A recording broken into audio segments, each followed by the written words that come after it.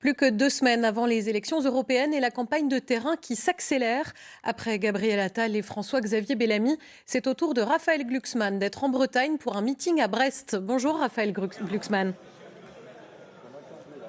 Bonjour. Vous êtes la tête de liste du Parti socialiste et de Place publique. La Bretagne est une terre favorable à Emmanuel Macron. Quel est l'objectif aujourd'hui de votre déplacement? Est-ce siphonner des voix à sa candidate Valérie Hayé que vous talonnez dans les sondages? Moi, je pense que la Bretagne est d'abord une terre favorable à l'humanisme, à l'Europe, à la démocratie. Et je viens ici faire le plein d'énergie, parler d'Europe. Et l'accueil est extraordinaire. À Lorient ce matin, à Beau hier soir, à Rennes hier, à Brest aujourd'hui. Il y a une flamme ici, quelque chose se passe.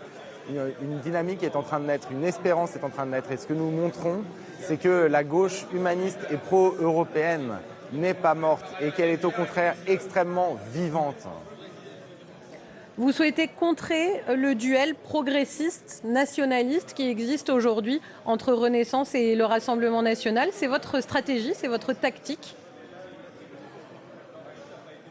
Les stratèges d'Emmanuel Macron essayent de réinstaller ce match en permanence, ce faux match. Ils essayent par tous les moyens de nous expliquer qu'il n'y a en France que l'alternative entre la droite et l'extrême droite, entre Macron et Le Pen, entre Attal et Bardella. Mais non, il y a autre chose. Et c'est précisément ce que nous sommes en train de montrer.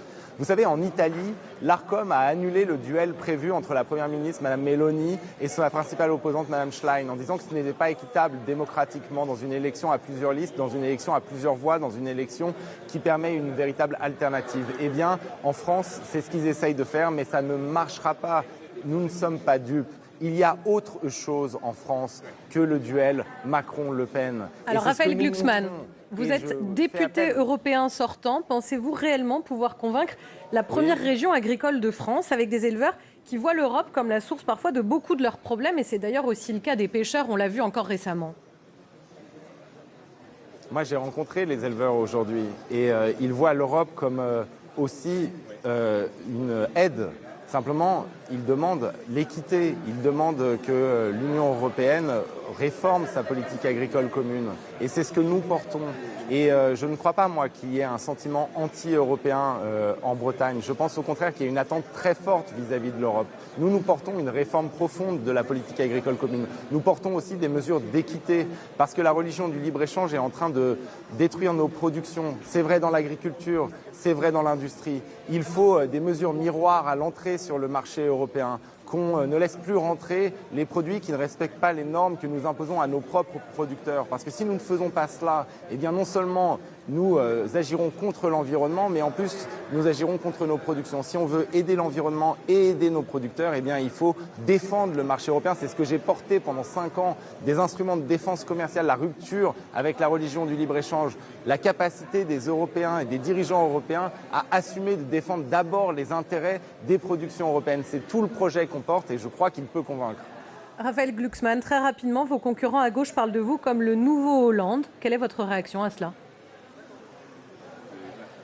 Et je suis Raphaël Glucksmann et j'ai un cap extrêmement clair. Ce cap, c'est un cap de rupture, mais c'est aussi un cap de confiance dans les institutions démocratiques. Moi, je ne suis pas la gauche de l'outrance. Moi, je ne suis pas dans la surenchère permanente. J'assume un attachement viscéral à la solidarité sociale, à la transformation écologique et à la démocratie et à la construction européenne. Et je pense qu'on peut aller voter aux élections sans se scinder intérieurement, sans savoir quelle part de nous-mêmes, la solidarité sociale, la transformation écologique est plus importante que l'autre.